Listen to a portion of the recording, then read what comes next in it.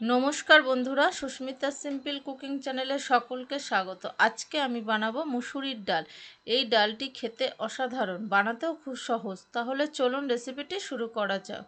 প্রথমে ইন্ডাকশনে আমি একটা কড়াই বসিয়ে নিয়েছি, তাতে 2 চামচ মতো সর্ষের তেল দিয়ে দিলাম। তেলটাকে আমি ভালো করে গরম করে নেব। তেলটা আমার গরম হয়ে গেছে। তেলের মধ্যে আমি 1/2 চামচ মতন রাঁধুনি ফোড়ন দিলাম, আর একটা শুকনো লঙ্কা মুখ ফাটিয়ে দিয়েছি, আর 2টো তেজপাতা। রাঁধুনি, তেজপাতা আর শুকনো লঙ্কাটাকে ভালো করে আমি গরম করে নেব। 3-4 কোয়া রসুন আমি জিরি করে কেটে নিয়েছি। রসুনটাকে তেলের মধ্যে একটু ভেজে নেব ভালো করে। রসুনটা আমার ভাজা হয়ে গেছে। একটা বড় সাইজের পেঁয়াজ জিরি করে কেটে নিয়েছিলাম, সেটাও দিয়ে দিলাম। পেঁয়াজটা ভালো করে আমি নেড়ে দিলাম। পেঁয়াজটাকে আমি একটু ভেজে নিলাম, দিয়ে একটা টমেটো ওতে দিয়ে দিলাম। টমেটোটা দিয়েও ভালো করে আমি পেঁয়াজের সাথে ভেজে নেব। 1/2 চামচ মতো নুন দিলাম।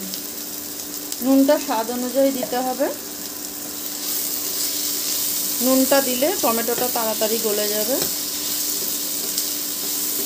পেঁয়াজ আর টমেটোটাকে ভালো করে আমি ভেজে নিয়েছি। 1 চামচ হলুদ গুঁড়ো দিলাম,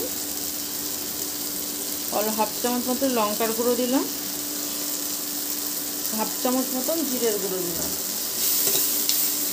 দিয়ে পেঁয়াজের সাথে ভালো করে একটু ভেজে নিলাম।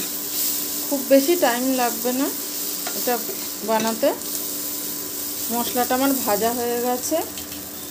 আমি ডালটাকে আগে থেকে নুন দিয়ে সিদ্ধ করে নিয়েছিলাম, মুসুরির ডাল, সেই ডালটা দিয়ে দিলাম।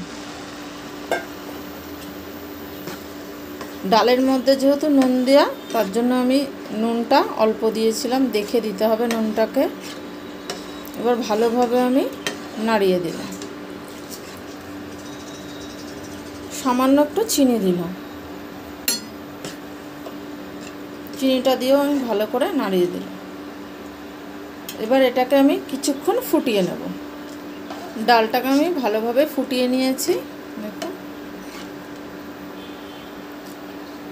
ডালটা খেতে খুবই ভালো হয় আর সময় কমও লাগে। এবার আমি একটা চেরা কাঁচা লঙ্কা দিলাম আর কুচনো ধনেপাতা। এখন যেহেতু ধনেপাতা প্রচুর পাওয়া যায়, আর ধনেপাতা দিলে ডালের সেন্টটা খুব ভালো হয়। দিয়ে ভালোভাবে আমি নাড়িয়ে দিলাম। যেহেতু ডালটা আগে থেকে আমি সিদ্ধ করে নিয়েছিলাম, সেহেতু সময় খুবই কম লাগে। আর কিছু দেব না।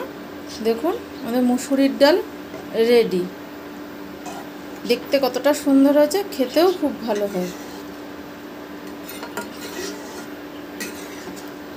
এর থেকে আর বেশি আমি ফোটাবো না। চাপা দিয়ে এর মধ্যে 2 মিনিট রেখে দেবো। পরিবেশন করে দেখাচ্ছি কেমন।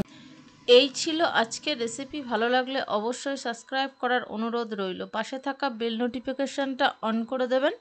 আমি কোনো নতুন ভিডিও আপলোড করলে সবার প্রথমে আপনাদের কাছে পৌঁছে যাবে। আবারও দেখা হচ্ছে নতুন কোনো ভিডিও নিয়ে। ধন্যবাদ।